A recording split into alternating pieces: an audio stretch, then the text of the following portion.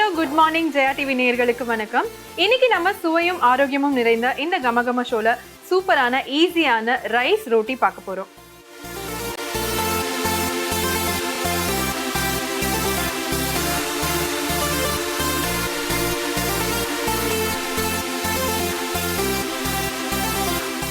இந்த ரைஸ் ரோட்டி செய்யறதுக்கு என்னெல்லாம் வேணும்னு பார்த்து வந்துடலாம். ரைஸ் ரோட்டி செய்ய தேவையான பொருட்கள்: வேக வைத்த சாதம் 1 கப், அரிசி மாவு 1 கப், உப்பு தேவையான அளவு, தேங்காய் எண்ணெய் 1 டேபிள் ஸ்பூன், கொத்தமல்லி சிறிது. ரைஸ் ரோட்டி செய்யறதுக்கு என்னெல்லாம் வேணும்னு பார்த்தாச்சு. இப்போ எப்படி பண்ணலான்னு பார்க்கலாம். ரொம்ப ஈஸியான, ரொம்ப டிஃப்ரெண்ட்டான ஒரு ரோட்டி. நம்ம எப்போவுமே சப்பாத்தி சாப்பிட்டு போர் அடிச்சிருப்போம். இது பார்த்தீங்கன்னா ஒரு நான்வெஜ் கிரேவியோட ரொம்பவே நல்லா இருக்கும். அப்படி இல்லைன்னா வெறும் ஊறுகாய் இல்லைன்னா துவையல் அந்த மாதிரி வச்சு சாப்பிட்றதுக்கும் ரொம்ப நல்லா இருக்கும். ஸோ எப்படி பண்ணலான்னு பார்க்கலாம். நீங்கள் தேவையான பொருளில் சாதம் பார்த்துருப்பீங்க. அதாவது மீதமான சாதமாக இருந்தாலும் பரவாயில்ல, இல்லை நீங்கள் வடித்தாலும் பரவாயில்ல. இந்த மாதிரி ஃபைனாக நல்ல பேஸ்ட்டாக மிக்சியில் போட்டு அரைச்சிருக்கோம். அதே மாதிரி 1 கப் அளவுக்கு அரிசி மாவு வச்சுருக்கோம். இதுக்கு தேவையான அளவுக்கு உப்பு சேர்த்துக்கலாம். அதாவது 1 கப் அளவு தண்ணி விட்டுருக்கேன். இதில் உப்பு சேர்த்துக்கலாம். ஒருவேளை நீங்கள் சாதத்தில் உப்பு போட்டிருந்தீங்கன்னா பார்த்து சேர்த்துக்கோங்க. இப்போ பார்த்தீங்கன்னா நம்ம சேர்த்த தண்ணி நல்லா கொதிக்க ஆரம்பிச்சிருக்கு. இப்போ நம்ம அரைச்சி வச்சிருக்க சாதம் எடுத்துக்கலாம். எல்லாமே 1 கப் அளவுக்கு நம்ம எடுத்திருக்கோம். இந்த சாதம் இந்த தண்ணியோட சேர்த்துக்கலாம்.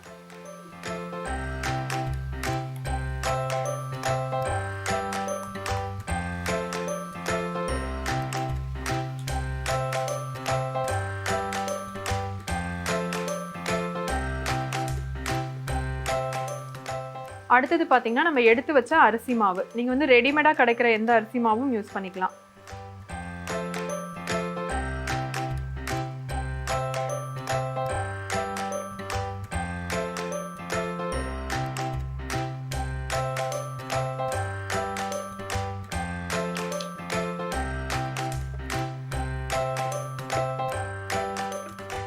இது கூடவே 1 ஸ்பூன் அளவுக்கு தேங்காய் எண்ணெய் சேர்த்துக்கலாம்.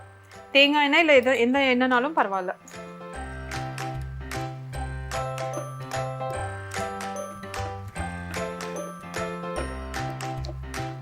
இப்போ அடுப்பை ஆஃப் பண்ணிக்கலாம். இதில் கொஞ்சமாக கொத்தமல்லி சேர்த்துக்கிறோம். கொத்தமல்லிக்கு பதிலாக நீங்கள் எள்ளு சேர்க்கலாம், இல்லைனா சீரகம் சேர்த்துக்கலாம். ஏதாவது ஒரு ஃப்ளேவருக்காக நீங்கள் என்ன வேணுமோ சேர்த்துக்கலாம். இல்லை துருவின கேரட் சேர்த்துக்கலாம். அந்த மாதிரி எது விருப்பமோ சேர்த்துக்கலாம். இப்போது இது எல்லாத்தையும் நல்லா மிக்ஸ் பண்ணிவிட்டு ஒரு 2லேருந்து 3 நிமிஷம் அப்படியே மூடி வைப்போம். அந்த மாவு அந்த ஈரத்தன்மையெல்லாம் கொஞ்சம் நல்லா இழுத்துக்கும். அதுக்கப்புறமா நம்ம சப்பாத்தி மாவு மாதிரி பிசைய போகிறோம். இப்போ பார்த்தீங்கன்னா ஒரு 10லேருந்து 15 நிமிஷம் ஆச்சு. அந்த மாவு நல்லா ஆறிட்டு இந்த மாதிரி நல்ல ஒரு டைட்டான டோவாக நமக்கு கிடைக்கும் சப்பாத்தி மாவு பதத்துக்கு. இதில் நான் கொஞ்சமாக கொத்தமல்லி போட்டு ஒரு 2 ஸ்பூன் எண்ணெய் விட்டு நல்லா சப்பாத்தி மாவு பதத்துக்கு பிசைஞ்சு வச்சுருக்கேன். இப்போ இதை நம்ம சப்பாத்தியாக சுட போகிறோம்.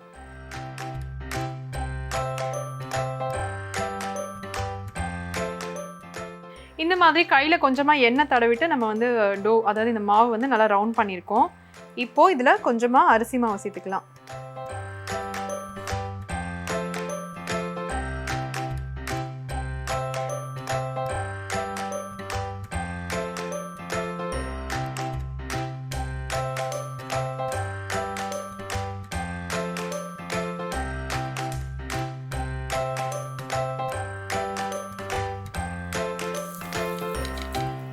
இது பார்த்தீங்கன்னா நல்ல சாஃப்டான டோவாக இருக்கும். நீங்கள் ரொம்ப ப்ரெஷர் கொடுத்து பண்ண வேணாம். நல்லா கொஞ்சம் திக்காகவே கூட பண்ணிக்கலாம்.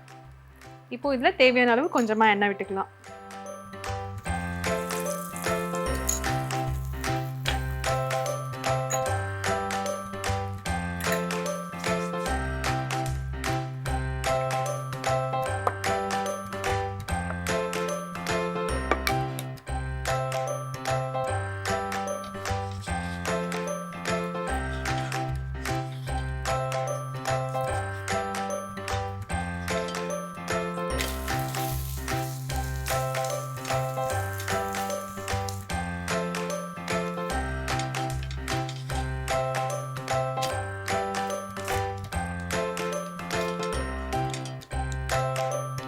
ஆல்ரெடி நம்ம வேக வச்ச சாதம் தான் போட்டிருக்கோம். அது இல்லாமல் அரிசி மாவு வேறு நம்ம வேக வச்சு தான் நம்ம அடுப்பில் வச்சு மிக்ஸ் பண்ணியிருக்கோம்.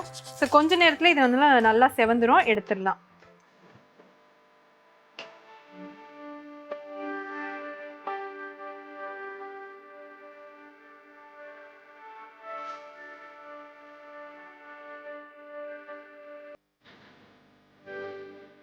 ரொம்ப ஈஸியான, ரொம்ப டிஃப்ரெண்ட்டான ஒரு ரொட்டி பார்த்துருக்கோம். ரைஸ் ரொட்டி.